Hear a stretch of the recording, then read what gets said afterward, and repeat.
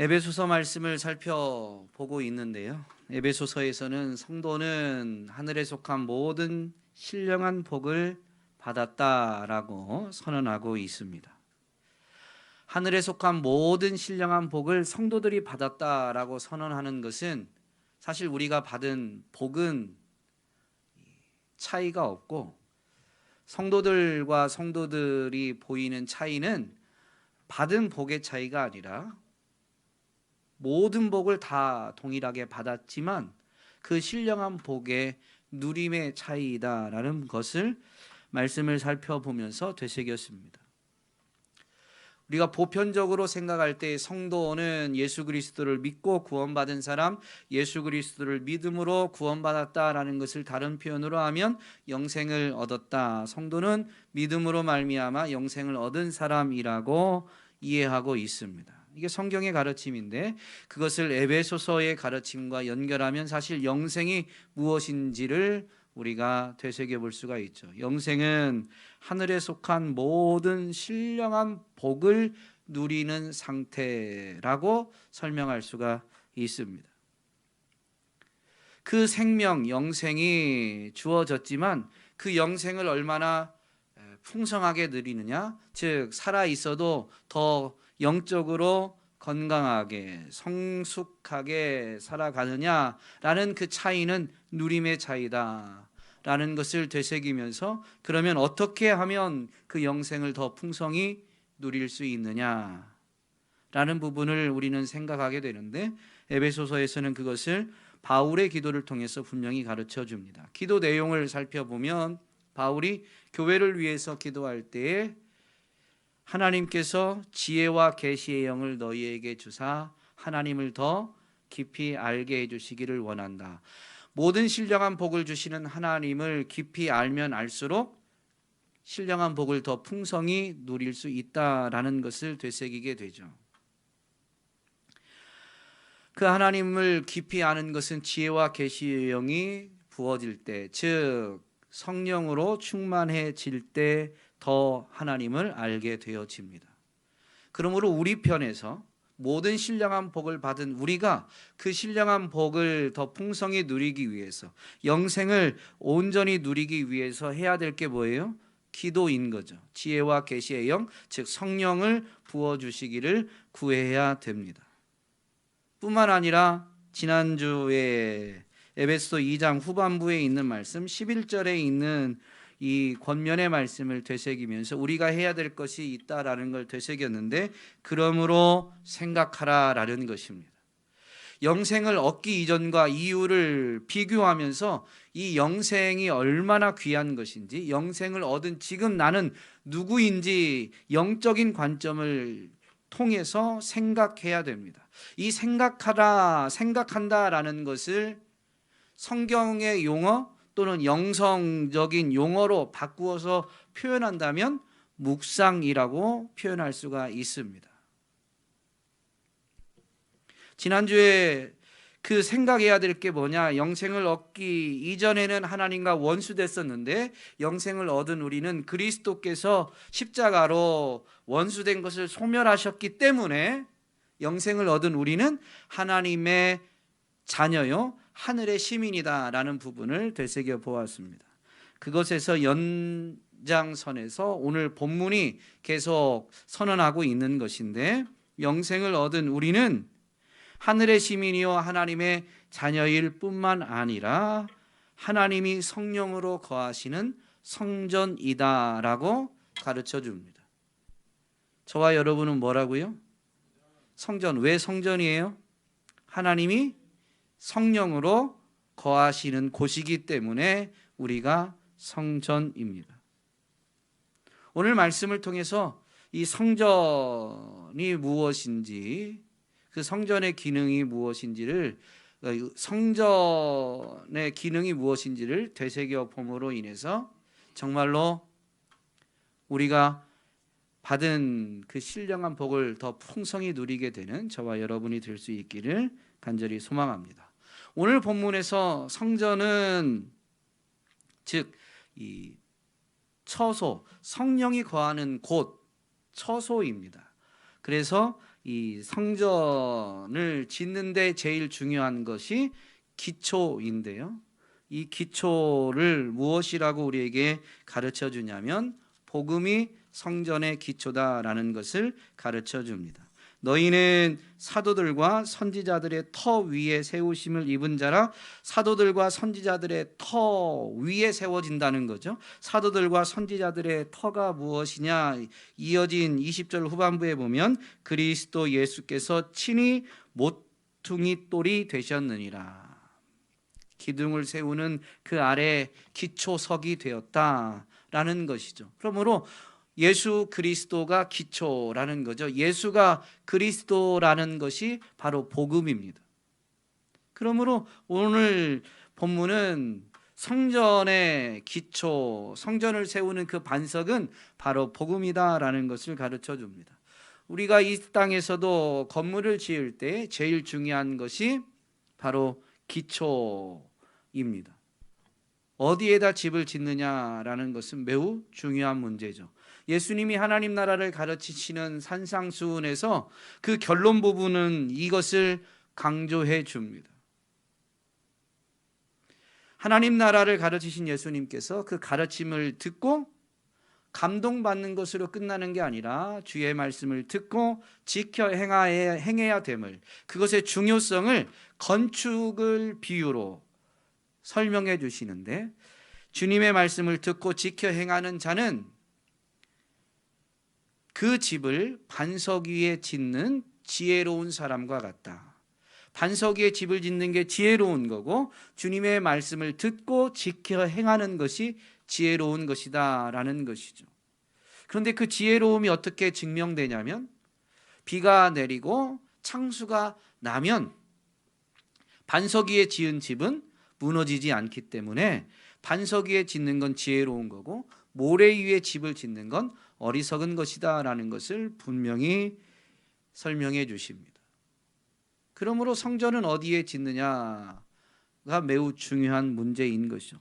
복음이 성전의 기초다라는 것을 우리가 성전이다라는 것을 되새길 때 함께 생각해야 됩니다. 묵상해야 된다라는 것이죠. 복음은 분명히 본문에서 밝혀주는 대로 예수가 그리스도다라는 것이 복음입니다. 복음을 기록하는 복음서에 보면 마가가 기록한 복음서는 이렇게 선포하면서 복음을 기록하죠.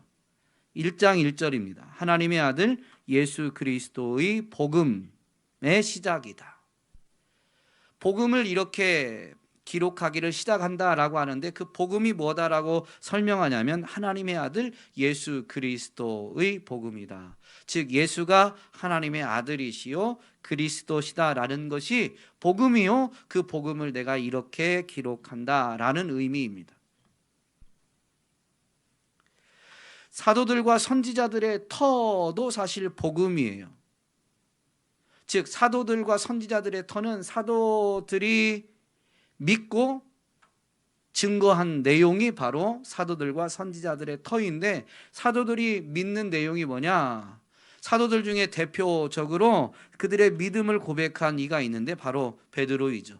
가이사랴 빌립보에서 예수님이 사람들이 자기를 누구라고 생각하는지, 특별히 이제 제자들은 예수님을 어떻게 생각하는지 질문하십니다. 그때 사람들의 이야기를 전하기도 하지만 이제 너희는 나를 누구라고 생각하느냐라는 그 질문에 베드로가 앞장서서 분명히 신앙을 고백합니다. 주는 그리스도시요 살아계신 하나님의 아들이십니다. 예수님이 주이시고 하나님의 아들이시고 그리스도시다라는 것을 분명히 고백했죠. 그러자 예수님은 시몬의 아들 요한의 아들 시몬아라는 의미네요. 죄송합니다. 어쨌든 그 베드로에게 이것을 너에게 알게 하니는 혈육이 아니요 사람이 아니요 하늘에 계신 내 아버지시다 라고 말씀하시면서 내가 이 반석 위에 내 교회를 세우겠다라고 말씀해 주십니다. 그때 이 반석은 사실 게바, 즉 베드로이죠. 그러나 그것은 단어적인 의미고 지금 신앙 고백한 베드로 위에 세운다라는 말은 아닙니다. 왜냐하면 요한의 아들 시모나라고 베드로를 일컬으셨거든요. 그러면서 반석 위에 세우신다라고 했는데 그의 신앙 고백이 곧 반석임을, 신앙 고백의 내용이 반석임을 말씀해 주신 것입니다. 그의 신앙 고백은 예수 그리스도에 대한 것이죠. 예수 그리스도가 누구이신지를 바로 알고 예수 그리스도가 바로 오늘 저와 여러분을 죄에서 구원하시기 위한 구원자 그리스도시다라는 것이 죄 아래 있는 이들에게는 분명히 복음이 되는 것입니다. 그런데 그 복음이, 즉 예수가 그리스도시다라는 것이 바로 성전의 반석, 기초가 된다라는 것이죠. 제자들이 사도가 되는 데에 있어서는 성령 충만한 은혜를 입고 난 다음에 이루어집니다.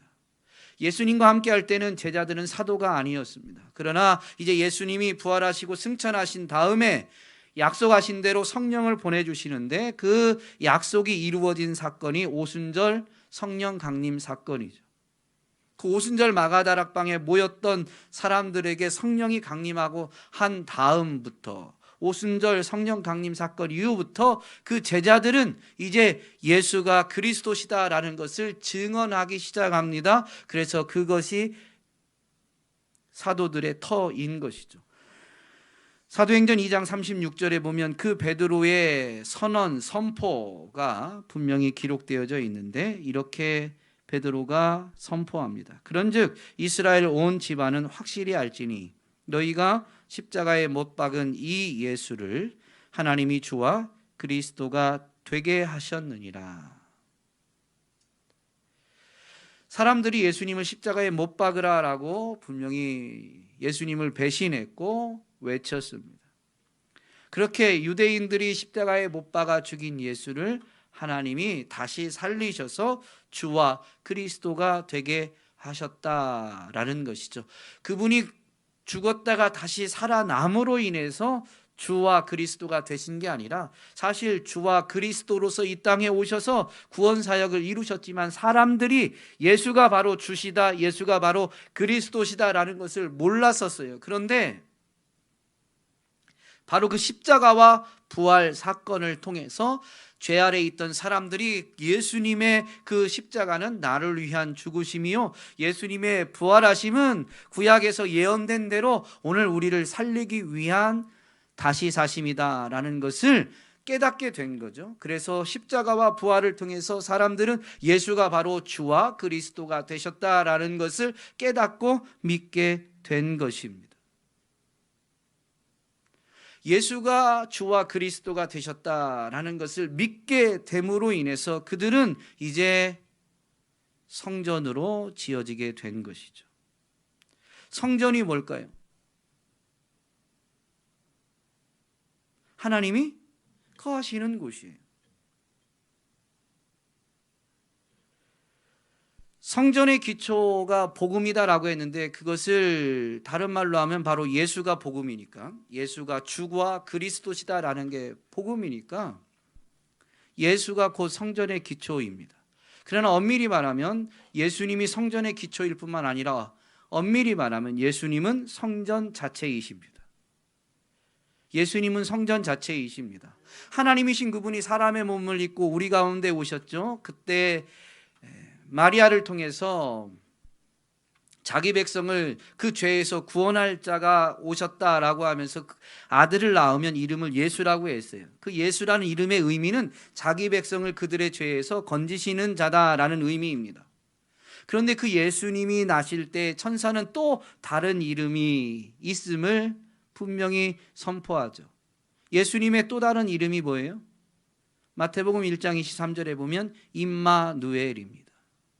임마누엘이라는 이름의 의미는 뭐예요? 하나님이 우리와 함께 하신다라는 의미입니다. 그분은 육을 입으셨지만 본래 하나님이십니다. 육을 가진 우리는 하나님이 우리와 함께 하신다라는 것을 그 육체를 가지신 하나님을 통해서 보게 되는 거예요.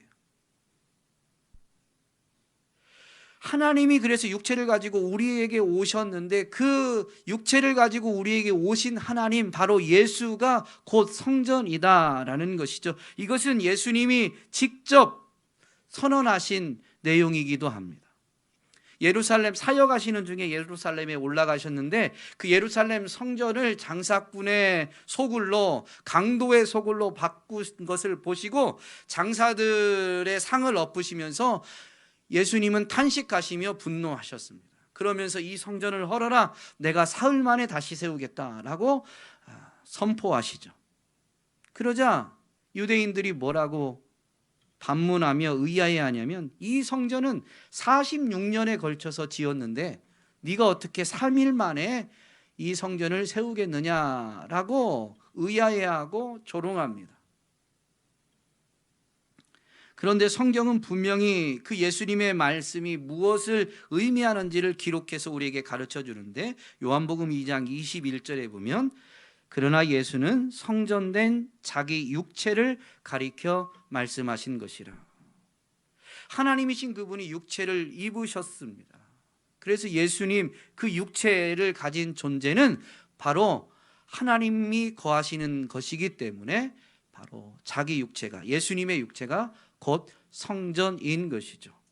예수님은 공생애를 하면서 하나님 나라를 가르치실 때 분명히 자기 육체가 성전이다라는 것의 의미를 설명해 주었습니다. 이게 내가 성전이다라는 걸 설명한 건 아니지만 예수님은 혼자 계신 것이 아니라 아버지께서 나와 함께 계신다. 제자들이 다 자기를 버리고 도망할 것을 말씀하실 때 너희가 다 나를 버리고 도망치겠지만 그러나 내가 혼자 있는 것이 아니다. 아버지께서 나와 함께 하신다라고 분명히 말씀해 주시죠. 육체를 가졌지만 예수님은 성부 하나님이 항상 함께 하시는 분이셨습니다. 그러므로 그분은 하나님이 함께 하시는, 하나님이 거하시는 성전인 것이죠. 그분의 증언이나 가르침이 이것을 분명히 입증하고 있습니다. 그의 공생애 때 이루어졌던 사건들을 보면 오늘 본문에서 가르쳐주는 대로 하나님이 성령으로 거하는 곳이 성전인데 예수님은 바로 성령으로 부어져서 하나님이 함께 하시는 분이셨죠. 세례를 받으실 때에도 비둘기같이 성령이 임하셨고, 예수님의 가르치심이 놀랍게 되자 그 이유를 요한복음에서는 이렇게 설명합니다. 하나님이 보내신 이는 하나님의 말씀을 하나니 이는 하나님이 성령을 한량없이 주심이니라. 하나님이 성령을 한량없이 부어 주셔서 함께 하시면서 하나님의 말씀을 전하게 하신 분이 바로 예수 그리스도이시죠. 그러므로 예수 그리스도는 성령으로 하나님이 함께 하셨던 성전인 것입니다. 여러분, 예수님을 믿는 모든 이들의 모델이고 신앙의 본입니다. 그러므로 예수님이 성전이다라는 것은 사실 믿는 사람들의 궁극의 모습을 보여주신 거예요. 오늘 저와 여러분이 사실은 뭐가 돼야 돼요? 성전이 돼야 돼요. 항상 하나님이 함께하는 사람이 되어야 됩니다. 하나님이 여러분과 함께 하십니까? 네. 우리가 하나님이 나와 함께 하시다, 하나님이 내 안에 계시다라는 것을 인식하든 인식하지 못하든 예수님을 구주로 영접했다면 우리는 그 성전의 기초 되신 예수 그리스도 위에 세워진 성전, 하나님이 성령으로 함께 하시는 사람들인 줄로 믿습니다. 이게 성전의 기능, 성전의 의미예요. 구약 시대에도 하나님은 하나님의 백성들과 함께하길 원하셔서 이스라엘 백성들과 언약을 맺을 때에 언약을 맺은 다음에 모세에게 이렇게 성막을 지으라라고 아주 설계도를 주시듯 구체적으로 지시하십니다. 재료는, 사이즈는, 그리고 예를 들면 코팅을 필요하면 코팅은 무엇으로 하고 아주 디테일하게 성막을 어떻게 지으라고 지시해 주시는데요. 그것이 출애굽기 25장부터 30장까지 기록되어져 있습니다. 그런데 그 25장에서 보면 성막에서도 제일 중요한 곳이 지성소고, 지성소 안에 놓여지는 것 중에 가장 중요한 것이 있는데 그게 바로 속죄소입니다. 법궤의 뚜껑과도 같은 건데 이게 제일 중요해요. 속죄소라는 의미는 속죄가 이루어지는 곳입니다. 그런데 그 속죄소도 어떻게 만들으라고 하시면서 하나님이 그 모세에게 이렇게 말씀해 주시죠. 거기서 내가 너와 만나고 속죄소 위 곧 증거궤 위에 있는 두 그룹 사이에서 내가 이스라엘 자손을 위하여 내게 명령할 모든 일을 내게 이르리라. 속죄소 위에서 내가 너와 만나겠다라고 하나님이 말씀해 주셨는데 그 만남은 무엇을 통해서냐면 하나님이 말씀을 모세가 그리고 모세가 또 이제 전달해서 이스라엘이 듣고 순종해야 될 말씀이 주어지는 곳입니다. 오늘날 개혁교회, 이 개신교회에서 예배 시간에 설교를 제일 중요하게 여기는 이유는 설교가 제일 중요하다라는 건 아닙니다. 예배 자체가 중요한 거예요. 어떤 것이 더 중요하다라고 우리는 말할 수는 없지만 그럼에도 불구하고 하나님을 만난다라는 것의 의미가 뭐냐면 하나님이 지금 내게 말씀하시고 그 말씀을 내가 하나님의 말씀으로 받는 것이 하나님을 만나는 거예요. 그게 성전의 모형이었던 성막을 지을 때 하나님이 가르쳐 주신 하나님이 하나님의 백성과 만나는 방법이었고 하나님이 성막에서 하나님의 백성과 만남으로 인해서 하나님이 그들 가운데 거하시고 그들과 함께 하심을 나타내시는 방법이었습니다. 그래서 말씀, 설교 시간을 중요하게 여기는 것이지 교회 안에서 목사의 위치가 중요하다라는 의미가 결코 아니에요. 성막을 통해서 그리고 성막이 이제 다윗을 통해서 성전 건축할 마음이 주어지고 다윗이 성전 건축하는 것이 금지되고 그의 아들이 성전을 건축하게 되죠. 그래서 성막과 성전은 기능은 같아요. 무슨 기능이냐? 하나님이 하나님의 백성들을 만나주시고 그 성전을 통해서 성막이 이스라엘 진영 중앙에 위치하죠. 하나님이 우리 한 중앙에 우리 가운데에 거하신다라는 것을 보여주는 게 성막의 기능, 성전의 기능입니다. 그래서 하나님의 백성들이 성막을 보고 성막 위에 구름을 보고 정말로 하나님이 우리 가운데 거하신다라는 것을 인식하고 인정하고 그래서 그분이 주신 말씀을 성막에서 멀리 떨어져도 내가 순종해야 되겠다라고 결단하고 순종의 삶을 살아내게 만들어 주시는 거죠. 이게 성막, 성전의 기능입니다. 오늘날도 이 예배당을 다른 표현으로 성전이라고도 하죠. 틀린 말은 아닙니다. 예배당, 이게 성전이에요. 그러나 하나님은 여기에만 계신 건 아니지만 이게 성전인 이유는 이렇게 주의 이름으로 모여서 예배 드릴 때 우리가 하나님을 만나게 됩니다.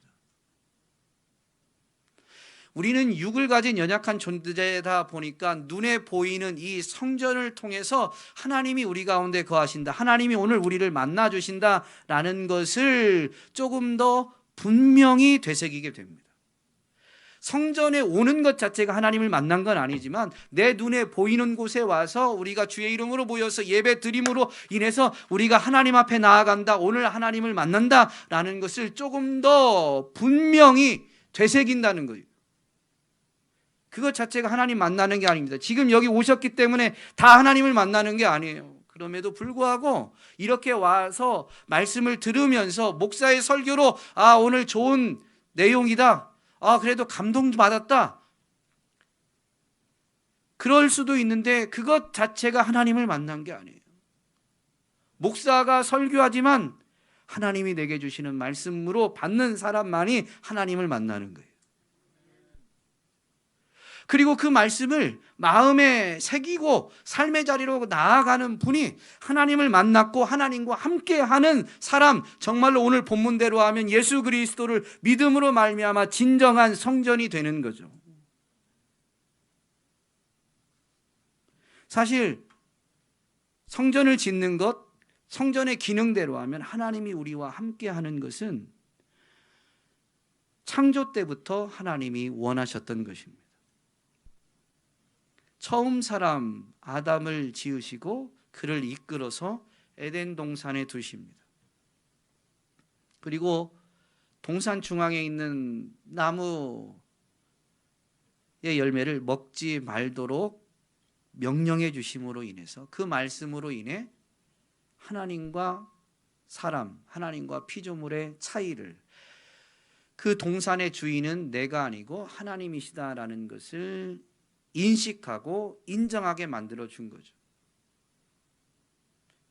그 동산은 어떤 곳이냐? 하나님이 거니시는 곳이에요.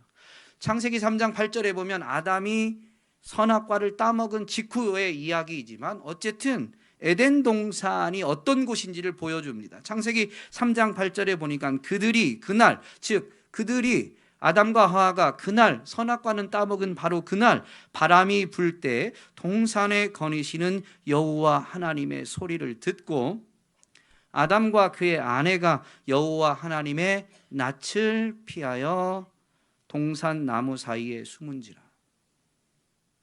하나님은 영이시기에 사람의 눈으로 볼 수 없어요. 그러나 처음 사람, 죄가 들어오기 전에 아담은 하나님이 지금 이 동산을 거니신다라는 것을 느꼈고 심지어 하나님의 낯을, 하나님의 얼굴을 보았다라고 분명히 기록해 줍니다.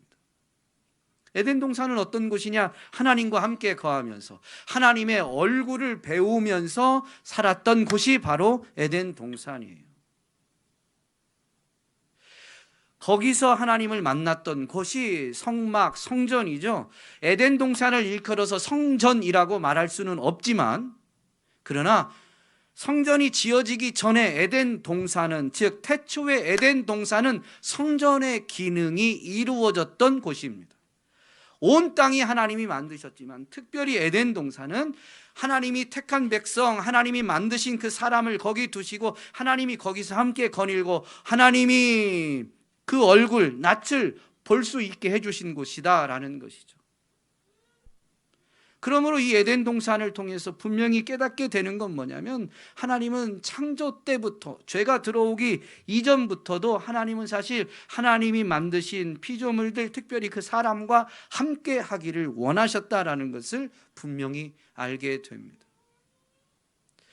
범죄한 이후에는 이제 에덴 동산에서 사람이 쫓겨나죠. 그래서 하나님이 죄 때문에 사람들이 하나님과 함께 할 수는 없게 되었지만 그럼에도 불구하고 하나님은 그 죄인인 사람과 함께 하기를 원하셨습니다. 그래서 죄를 씻음받고 죄 씻음받은 그곳 속죄소 위에서 그 사람들을 만나길 원하셨죠. 그래서 성막을 짓고 성전을 지은 거예요.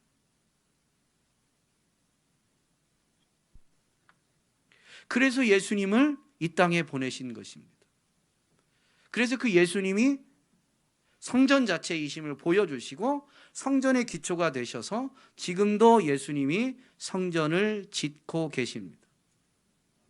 저와 여러분이 어떻게 성전이 됐어요? 예수님을 믿음으로. 그 예수님을 믿는다는 것은 무엇을 믿는 거예요? 예수님이 행하신 일, 예수님이 이루신 일을 믿는 거예요. 나를 위해서 행하신 그 일을 믿는 거죠. 그게 뭐예요? 십자가를 통해 내 죄를 사하신 일, 부활하시고 승천하신 그분이 믿는 자들에게 성령을 보내주시는 일을 믿는 거예요. 우리는 믿음으로 죄사함을 받고 믿음으로 약속하신 성령을 받게 됩니다. 성령이 거하시니 우리가 성전이 되어지는 것이죠. 이 일을 누가 이루셨고 이루신다고요?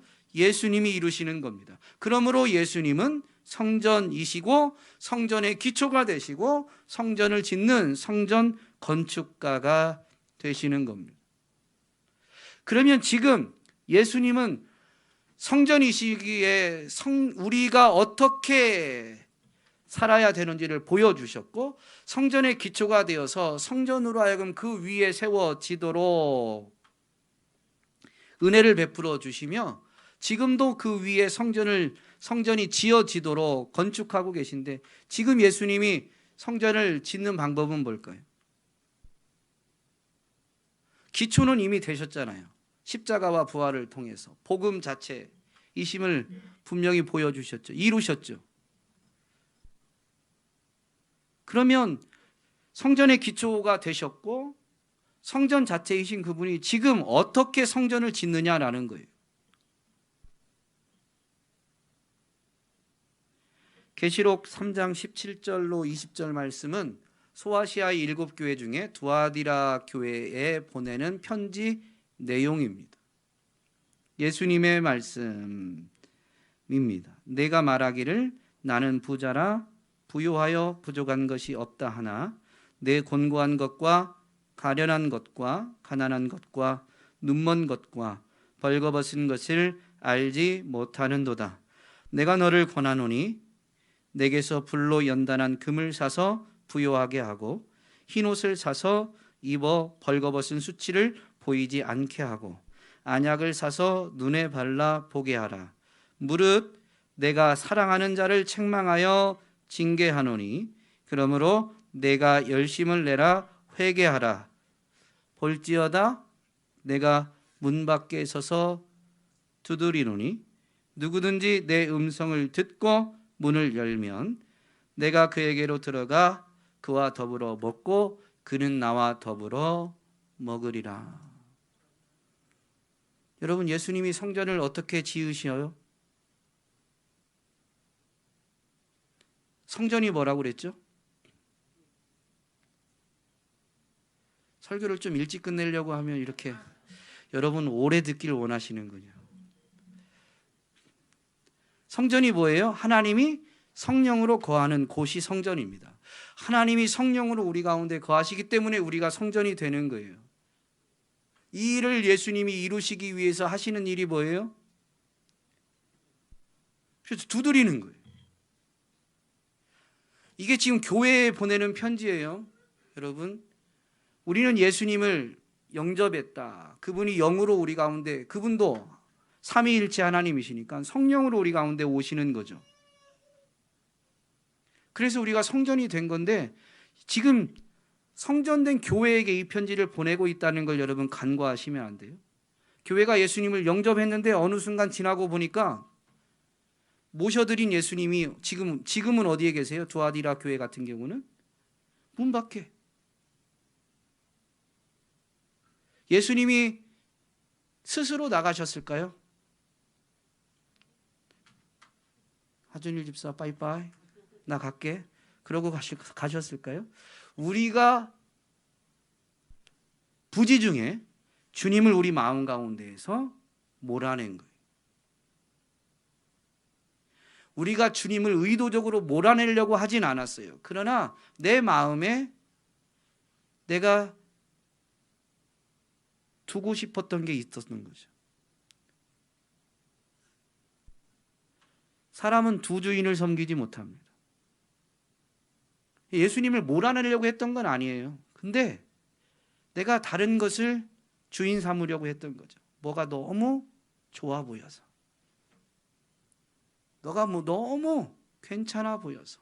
세상을 살다 보니까 주님이면 충분하다고 분명히 신앙 고백하고, 그래서 주님은 나의 주인이십니다, 나의 왕이십니다, 제 안에 오십시오, 제 마음은 오롯이 주님의 것입니다 라고 해서 모셔드렸는지 모르지만 어느덧 시간이 흘러서 보니까 주님을 모셨다고 착각하고 주님은 여전히 내 안에 계시다고 우리는 스스로 위로하면서 세상살이 하다 보니까 주님이 내 안에 계시는 것도 좋은데 돈도 좀 있었으면 좋겠고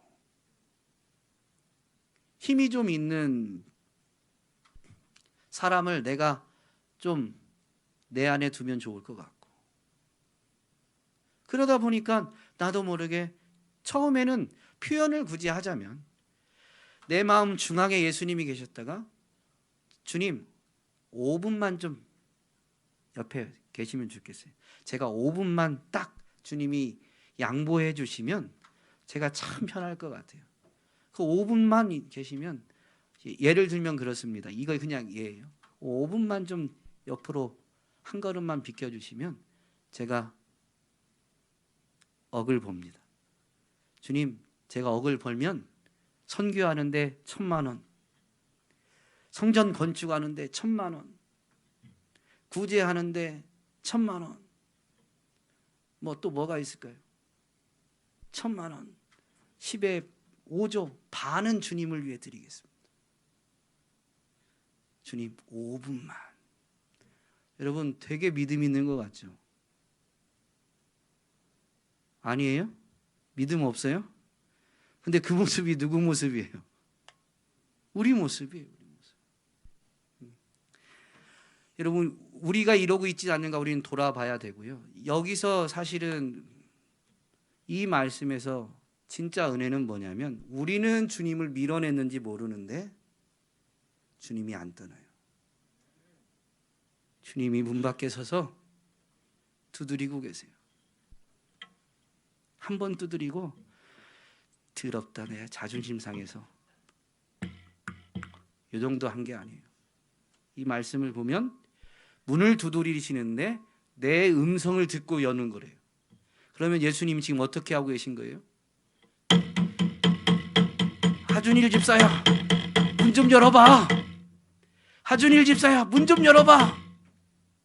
한 번이 아니고 계속 하는 거예요. 계속. 이건 무엇을 의미하냐면 그분은 사실 우리 마음을 찢고 들어올 수도 있는 권세도 있고 힘도 있어요.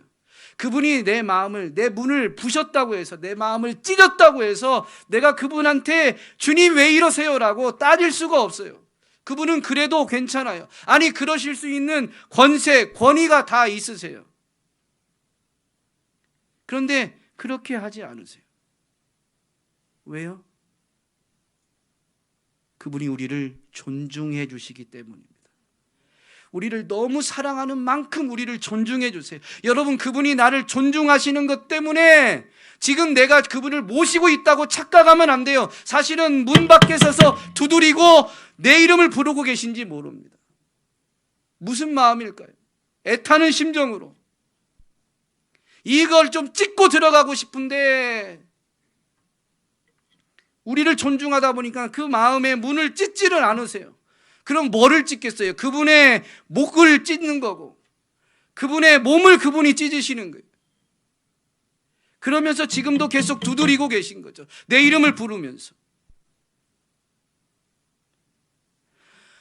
라오디게아 교회가 왜 이렇게 됐느냐? 그들은 그렇게 생각했어요. 그 라오디게아 도시는 부유한 도시예요. 그러니까 그 교회 안에 세워진 그 도시 안에 세워진 교회도 재정적으로는 넉넉한 거죠.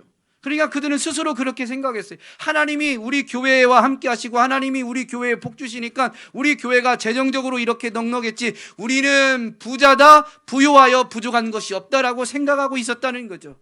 외형적으로, 세상적으로, 물질적으로 그러했는지 모르지만 그들의 영적인 모습은 뭐냐면 눈멀었고 벌거벗었고 상처 입은 겁니다. 영적인 모습을 전혀 못 봐요.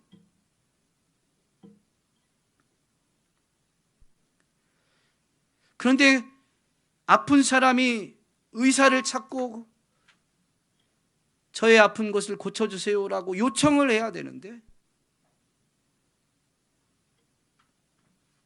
그냥 부자라는 이유로 괜찮다라고 하고 있다면 얼마나 안타까운 일입니까? 주님이 문 밖에 서서 두드리신다라는 건 우리를 존중하심이다라는 걸 우리는 잊지 말아야 되고 떠나지 않고 계속 두드리신다라는 것은 그분은 비록 우리에 의해서 밀려나고 쫓겨났는지 모르지만 우리가 그분과 함께하기를 원하는 것보다 그분이 우리와 함께하기를 원하심이 훨씬 더 큽니다. 우리는 말로는 예수님과 함께하길 원합니다. 임마누엘의 은혜를 누리기 원합니다라고 말은 쉽게 하지만 실상 삶의 자리에서는 주님 5분만 이렇게 말하는 게 5분만인데 5분만이라고 말하는 그 시간이 합치면 어쩌면 하루 24시간이 될지도 모르겠어요. 5분만이라고 말하는데 5분 지나면 주님 5분만 더. 우리는 그렇게 예수님을 지속적으로 몰아내는데 예수님은 문 밖에 서서 주인이 아니라 나그네처럼 대우를 받는데도 떠나지 않으시고 문을 두드리고 우리 이름을 불러 주시는 거죠. 그만큼 주님이 간절히 원하고 계신 거예요. 여러분, 그래서 성전이 지어지는 거예요. 그래서 우리가 성전이 되어지는 거예요. 그래서 여러분, 성도가 하늘의 신령한 복을 받고 하늘의 신령한 복을 누리게 되는 그 모든 것은 주님이 시작하시고 주님이 이루시고 주님이 완성하시는 거예요. 물론 우리의 반응이 필요하지만 그 목소리를 듣고 내가 마음의 문을 열었다고 해서 주님 제 안에 계십시오라고 요청했다고 해서 그것이 내가 임하는 복을 받게 된 것의 이유다라고 내가 그 이유를 내게서 찾을 수는 없는 거죠. 여러분, 그래서 하늘의 신령한 복을 누리는 사람일수록 벼가 익으면 고개를 숙이듯 고개 숙이고 제가 한 건 아무것도 없습니다라고 말해요. 세종훈육교회가 어려움의 과정을 통과하면서 여기까지 이르게 되고 이만큼 세워졌지만 정말로 주님의 은혜를 인정하는 사람은 교회가 여기까지 오는데 그래도 내가 발을 이만큼은 담궜지. 교회가 이렇게 되는데 내가 한 게 있는데 지금은 사람들이 이렇게 하나? 라고 말할 수가 없는 거예요. 내가 한 건 하나도 없고 다 하나님이 하셨다라고 말하게 되는 거죠. 왜냐하면 성전이신 예수님이 성전의 기초가 친히 되시고 또 자꾸 예수님을 몰아내는 성령을 밀어내는 그 인생들 문 밖에 서서 문을 두드리시면서 마음의 문을 열도록 기다려주시고 그저 마음의 문을 열어준 것뿐인데 열어주면 그 마음을 깨끗이 씻어주시고 상처를 싸매어 주시고 그러고 나서 우리가 가운데 거하시는 우리와 함께 하시는 은혜를 누리게 해 주십니다. 그래서 우리가 성전이 되는 것이죠. 그리고 그 성전에 되는 은혜를 입은 사람들은 어떻게 하냐면 나와 같은 사랑과 은혜를 입은 사람을 바라보게 됩니다. 그래서 같은 사랑, 같은 은혜, 같은 생각, 같은 마음 모든 게 다 주님이 하신 것이다 라는 같은 생각 마음으로 서로 연결이 되는 거예요. 연결하라고 해서 되는 게 아니에요. 연결이 되어지는 거죠. 오늘 저와 여러분이 주님이 그렇게 원하시는 우리가 성전이 되어지는 그 일이 이루어지는데 쓰임받게 되기를. 어렵지 않습니다. 우리의 마음의 문을 열어드리고 주님이 저의 주인이십니다. 비록 이 고백이 얼마 못 가고 주님 5분만이요 그렇게 될지 모를지라도 이 말씀을 듣는 순간만큼은 진실되게 고백해야 돼요. 주님이 저의 주인이십니다. 주님이 저의 왕이십니다. 제 안에 거하여 주옵소서. 그러면 주님이 우리를 성전 삼아 주시고 우리의 죄를 다 씻어 주시면서 우리를 떠나지도 버리지도 않으시는, 우리가 몰아내지 않는 이상은 우리를 떠나지도 버리지도 않는 그 은혜를 베풀어 주실 것입니다. 저와 여러분이 그 은혜를 힘입어 영혼이 잘 되고 그래서 범사도 잘 되어지는 은혜를 누리면서 세상에도 주님이 이렇게 우리와 함께하길 원하셔서 주님이 우리 가운데 거하시고 우리에게 이런 은혜를 베푸셨다라고 간증하게 되기를 주님의 이름으로 축복합니다.